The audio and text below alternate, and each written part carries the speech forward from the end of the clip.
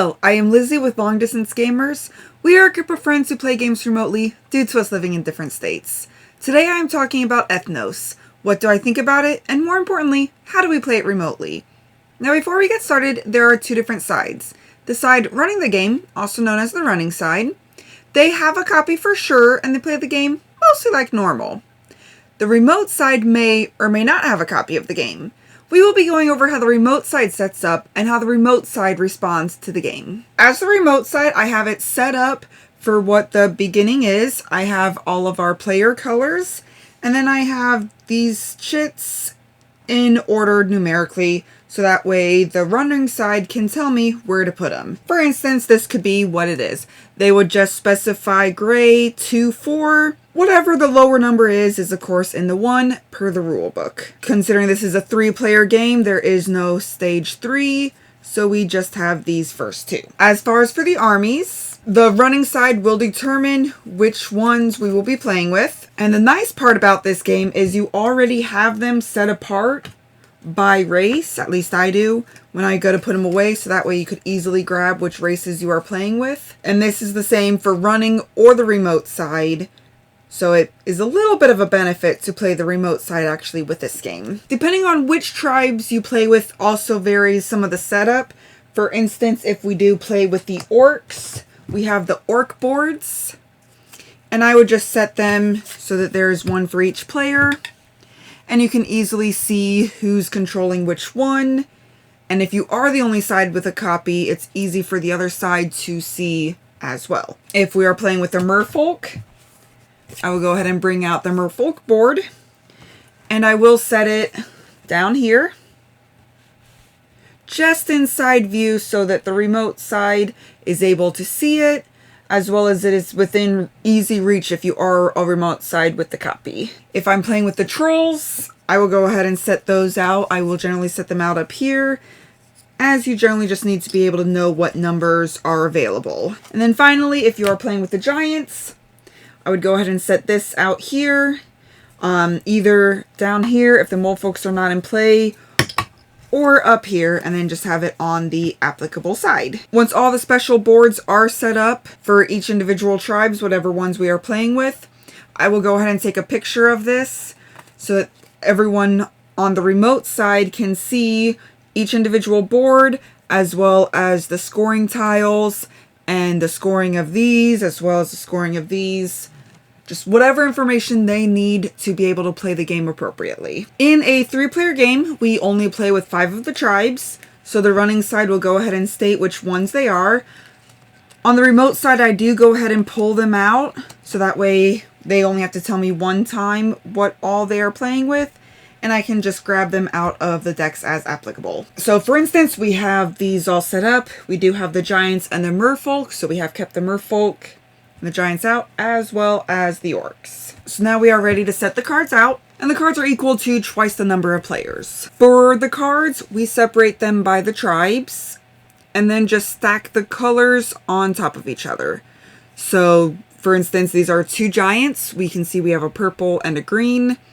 I will note this is not a colorblind friendly one, so sometimes we have to specify which colors are out, so some people can see it more easily. For the side running the game, I always have card holders for the remote sides. Because the hand size can be super large, I use my large card holders, although the smaller size has worked for us in the past. For the remote side, I also use card holders for myself. I do not keep track of the other sides of the game, and then I'll just keep my card holder in front of me as so. Being dealt a card, you could either take from the top of the deck, or from a face-up card.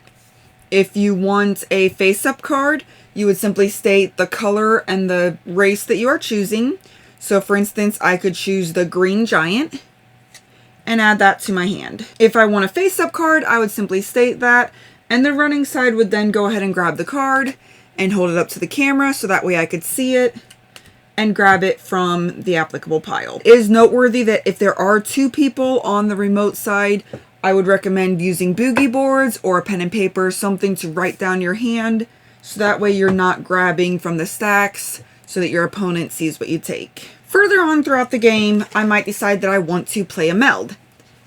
Unless we are playing with the elf, as she allows you to keep X cards in your hand, you can go ahead and just lay out all the cards so that way you don't have to worry about selecting.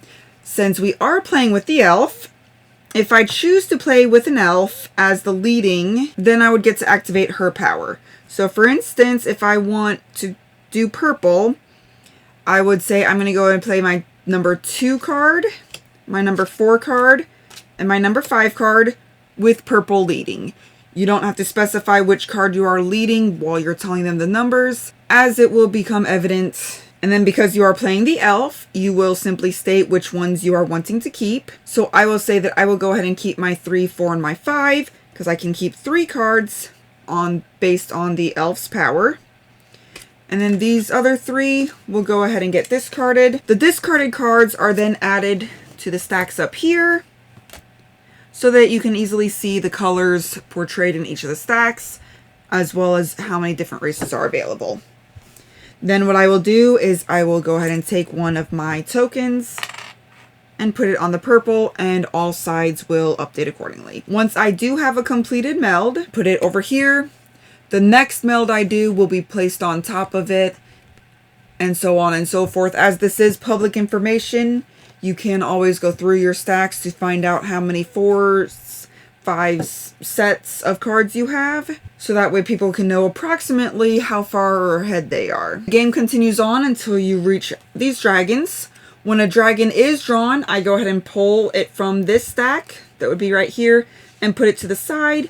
That's just so that I know a dragon has been pulled. When the 3rd dragon is pulled, the round is over. Do our scoring, we put all of the cards back in the applicable stacks, and then we wait for the running side to tell us which ones of these are, just like at the beginning of the game. Also to note, your hand at the end of the age, whenever the 3rd dragon is discarded, does get discarded, and they score no points. So that is how you play Ethnos.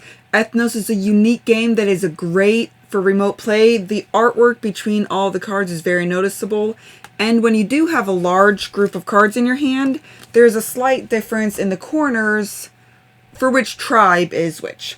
The only thing that I really wish was different with the game would be that it would be more colorblind friendly with these cards, as it is very hard for some of the cards to be told apart, especially for remote play, which what we thought about doing would be to take different shapes, and you have the shape for the race and then a shape for the color in the corner, and that would be a way to fix that. Ethnos has been a huge hit with my game group. I actually first played this as a 2-player game with my boyfriend, and he's not a board gamer, but he requested to play this game again and again and again. We played it 4 times that first night, and that is just a true testament at how great this game is. It can be crunchy and fun with just a few amount of cards. It also plays super well remotely. You can easily see this through a picture. The camera does make it easily able to tell the borders apart, which is great for remote play.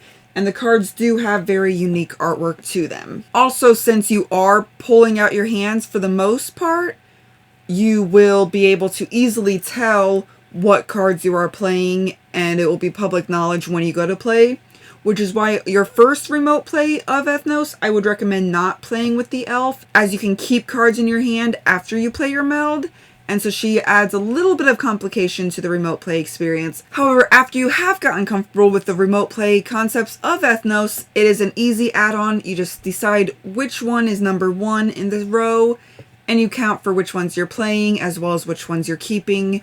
We always do playing first, take those out, and then the new 1 through whatever is the new 1 through whatever. We don't count the missing spaces. But hey, we highly recommend this game. It has been a blast. We hope you enjoy it. But hey, have fun and be you. Thank you all for watching. If you have any questions or comments, feel free to reach out to us. We would love to hear from you.